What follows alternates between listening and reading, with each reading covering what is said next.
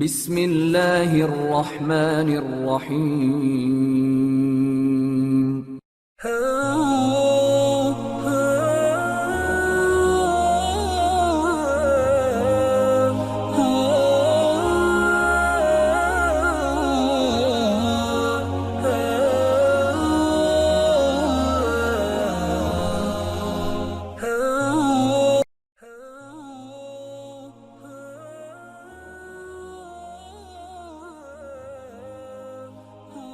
نبی کریم علیہ الصلوۃ والسلام کی ذات اقدس کے حوالے سے سلسلہ پنجتنی نے نوجوان نسل کی بہتر رہنمائی اور آگاہی کے لیے ایک سلسلہ وار پروگرام فوق البشر کی عنوان سے ترتیب دیا ہے۔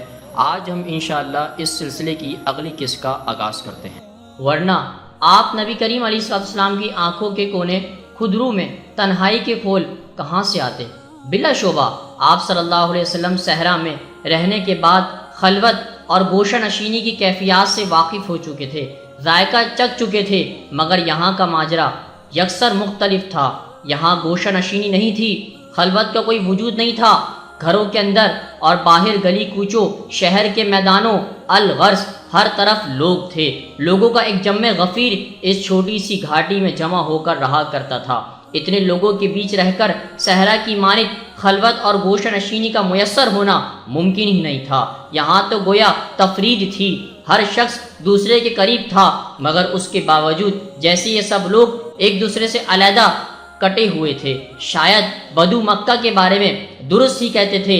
انہی بدوؤں کے تربیت یافتہ نبی کریم علیہ الصلوۃ والسلام کے شہر کے لوگوں میں اپنے آبائی قبیلے میں ایک اجنبی نو وارث سے بڑھ کر کچھ نہ تھے۔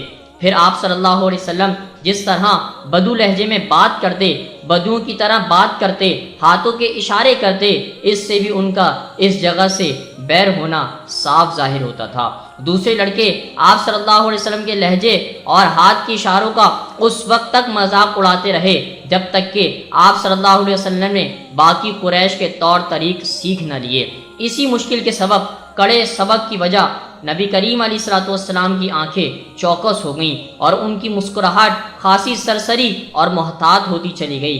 کئی دہائیوں کے بعد جب آپ علیہ الصلوۃ والسلام ادھیڑ عمری کو پہنچ گئے تھے، قریش میں مقبول اور حتیٰ کہ رہنمائی پر بھی فائز ہو گئے، مگر تب بھی شاذ و نادر ہی کھلکھلا کر ہنسا کرتے تھے، مسکراتے بھی واجبی سا ہی تھے۔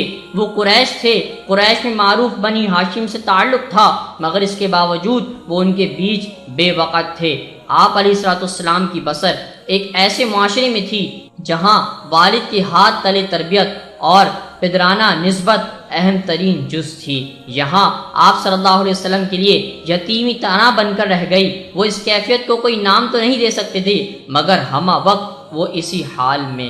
معزز دوستو، آج کی گفتگو کا اختتام ہوا۔